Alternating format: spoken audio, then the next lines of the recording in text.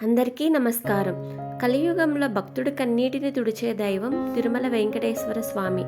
ఆయనకు మనస్ఫూర్తిగా పూజిస్తే కష్టం ఎంత పెద్దదైనా చిన్నదిగా మారుతుందని భక్తుల విశ్వాసం. శనివారం వెంకటేశ్వర స్వామికి అత్యంత ప్రీతికరమైన రోజు.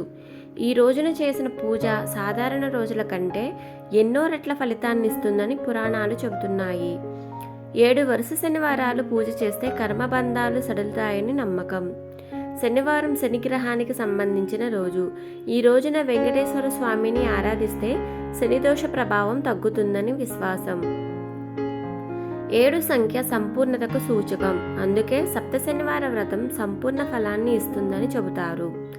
శనివారం ఉదయం స్నానం చేసి శుభ్రమైన వస్త్రాలు ధరించాలి.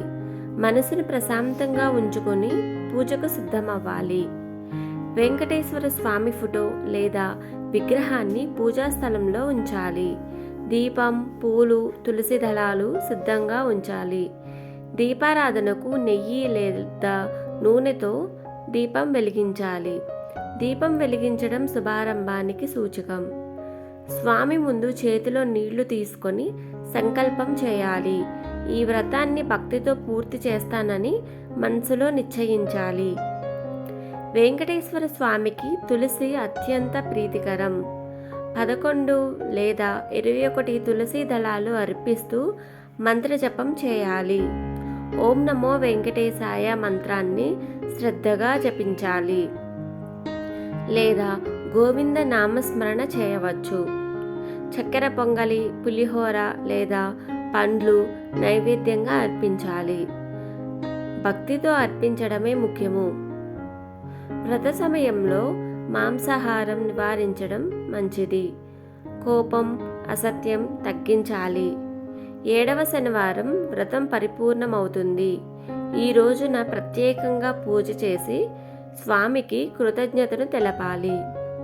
వ్రతం పూర్తయ్యాక అన్నదానం చేయడం శుభప్రదం.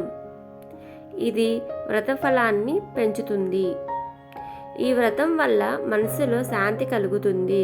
కష్టాలు క్రమంగా తొలగుతాయని భక్తుల నమ్మకం.